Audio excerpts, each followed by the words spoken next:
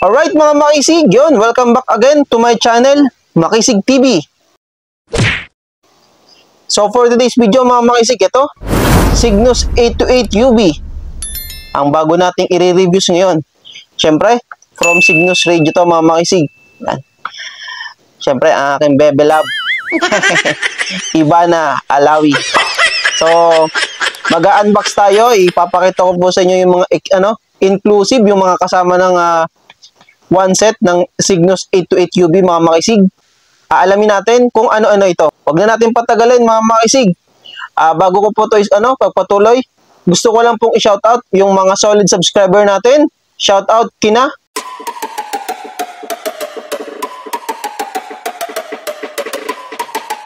Siyempre, kung gusto nyo po magpa-shoutout mga makisig, comment lang po dyan sa baba sa comment section ng hashtag MakisigTV pa-shoutout at sa mga susunod na video, shoutout namin kayo. Okay, open na natin mga makisig. So, bago natin i-open, siyempre, tingnan natin yung packaging niya. Yan. So, sa packaging pa lang mga makisig, talagang secured na secured at napakaganda ng packaging ng Cygnus. Yan. Base radio. So, nakalagay dyan, dual band, VHF at UHF na siya mga makisig. 136 to 174 MHz sa VHF. At sa UHF naman po, 400 to 470 MHz. So, kanyang pong power output, 60 watts sa VHF and 45 watts sa kanya pong UHF. Pwede kayo mag-save up to 758 channels. Napakadaming pwede nyo pong i-save na channels mga makisig. Yan. So, ito po yung makikita nyo po, actual. Yan. Alamin natin yan. So, sa mga nagtatanong, ang Cygnus Radio mga makisig is NTC approved. Opo, ang Cygnus is NTC approved, which is pwede nyo pong i-register o pwede nyo pong ilagay sa inyo pong lisensya. Halimbawa, isa po kayong amateur license, pwede nyo pong ilagay itong unit sa inyo pong lisensya. So, dahil NTC approved siya mga makisig, nakalagay sa kanya dito, yan, Cygnus 828UV, NTC type, acceptance certificate number, yan, sa VHF, yan, ESD 1612309C, UHF, ESD-1612310C, yan, sa VHF po. So, ibig sabihin, dumaan po sa laboratory sa pagsisiyasat po ng NTC, ang Cygnus is approved. Yan. Okay. So, Cygnus, marami pong klase ang Cygnus. May radio, antenna, power supplies, and accessories. Napakadaming sakop ng Cygnus. Okay. Buksan na natin ang Bebe Lab. Radio ko, Cygnus, iba na ang sigurado. Galing na kanilang motto. Open na natin mga makisig para makita natin yung kanyang loob. Okay? So, alright. So, syempre mga makisig, unang makikita nyo po, dito sa Cygnus 828UV, yung kanya pong user's manual, na karamihan po sa atin, is hindi po binabasa. Pero, malaking bagay po ang user's manual sa atin. Nakalagay po dyan kung paano i-operate, kung paano gamitin. Yan. May mga do's and don'ts na nakalagay dito. Yung mga accessories, parts, at marami pang iba. Kaya, mas maganda, magbasa din po tayo ng user's manual. At, aminado po ako minsan, pagka ganito po, talagang binabasa po natin to para, pag nagre-reviews, yan, nakakapagbigay po tayo ng mga basic tutorial. Yan. So, pwede po kayo mag-search dyan sa website nila, www.cygnus.com.ph. Okay. User's manual. Next natin, syempre yung kanyang bracket. So, yung bracket mga makisig, pwede nyo pong ilagay ito sa kotse. Sasabit nyo po syempre yung base radio. Pwede din po sa bahay, maging stand. Pero usually, ang Cygnus 828UV natin, nilalagay po karamihan sa mobile, sa mga kotse. Tapos meron din po sa bahay, ginagawang setup. Yan. So, Yan, alright. Napakakinis, napakaganda ng unit natin. So, bago yan, Dito muna tayo. Sa kanya pong mga tornilyo, yan, may mga bolts, nuts, and washer na po yan kasama. Para po dun sa bracket. And then, para po dun sa mismong base. Pagdidikitan ng base radio. May kasama na din po yung, yan, fuse. Once na pumutok po yung fuse dito, may pampalit tayo. Yan, may reserva yan. And then, syempre, yung sabitan po ng kanyang mic. Yan, may kasama na din po yung mga tornilyo. Next natin, yung kanya pong microphone. Yan, speaker mic. Microphone. Yan, microphone rather. Ang kanyang model, QHM-05. So, open natin. So, pwede kayo dito mag-set ng mga frequency using this. And ito po yung nilalagay sa mismo base radio. So, tabi lang natin. Next natin, yung kanyang power cord. Ito. Black and red. Hindi po kayo malilito. So, ito po, para sa base radio, sinasaksak yan. And then, yung kabilang side naman po, positive and negative para sa power supply. Yan, may kagandahan din sa kanya. Hindi lang po dito. Meron siyang fuse. Napakita natin yung fuse nito. Yung fuse niya, meron din po dito. Magkabila. Bali, 3 yan. Check natin. So, yan ang fuse niya, mga kaisig. Kagandahan, pag nagkaroon ng shortage, hindi agad po masisira ito kasi unang-una, ito pong puputok. Or kaya dito po. Yan. Ayan po yun. So, ito pong cord nito is almost 3 to 5 meters kung hindi po ako nagkakamali. Or 2 to 3. Yan, 2 to 3 meters. Ang haba. Or 3 to 5 meters, ganun, something. Then, syempre, doon na tayo sa mismong unit, mga makisig. Ang hinihintay ng lahat, syempre, mismong unit ng Cygnus 828UB. Right? Napakaganda. Napakisig, sabi nga nila. Hanapin natin.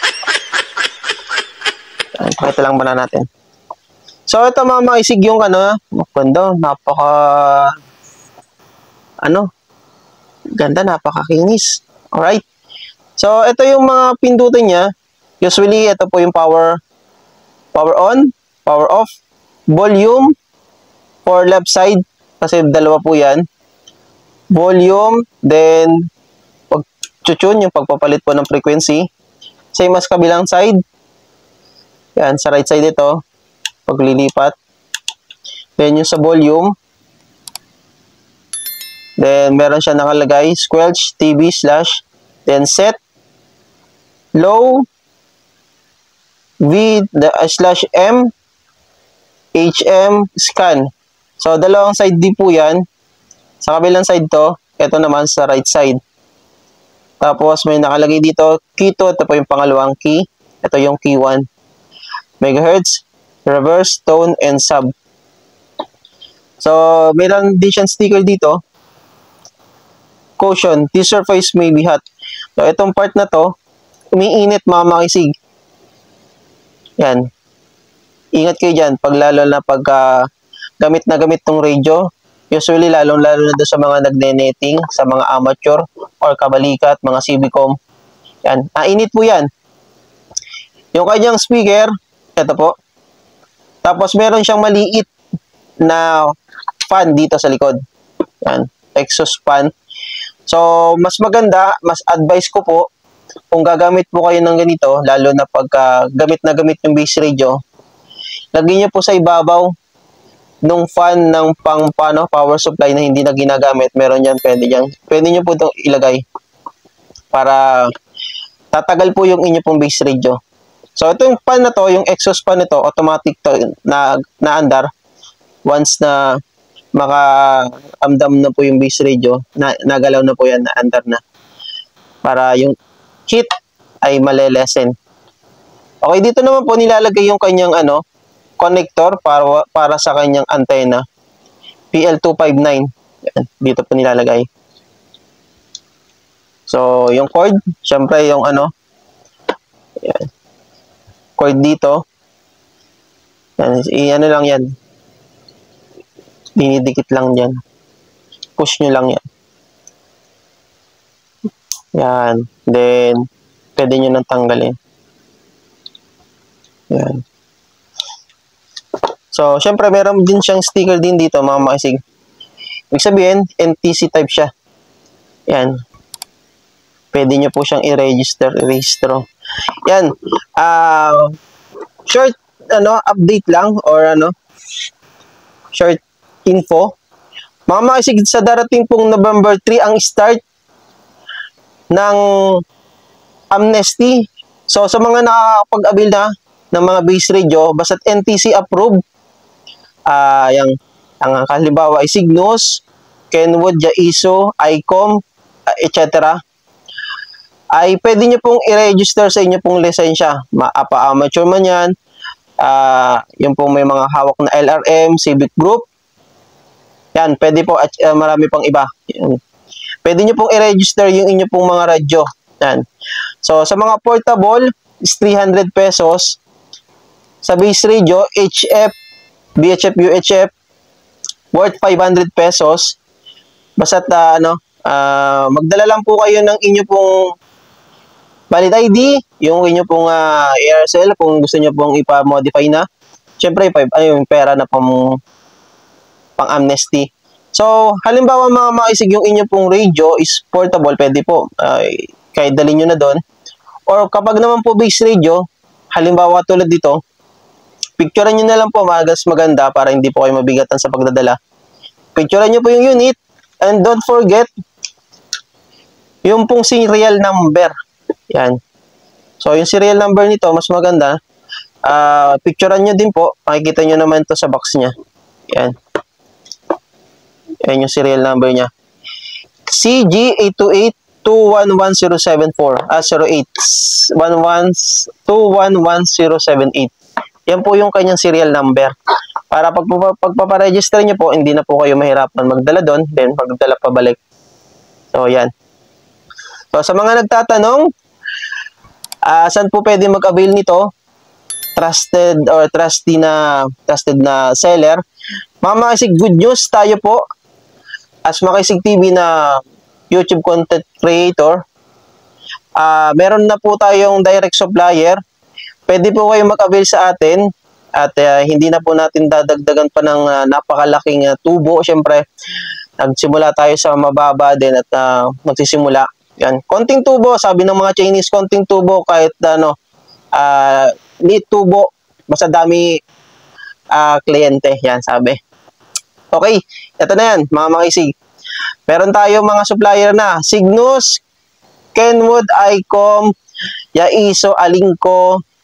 Meron din tayo pang Baofeng, mga makisig, sa mga naghahanap ng mga Baofeng lover dyan. Yan. Direct message lang kayo, mga makisig, sa atin. At asikasuhin ko po kayo para maging, pagkaroon po kayo ng mga unit na katulad nito. Napakaganda. Don't worry, mga makisig. Ang ating pong mga unit, mayroong warranty, kaya talagang magiging kayo, pagkakatiwalaan nyo po tayo dahil legit na.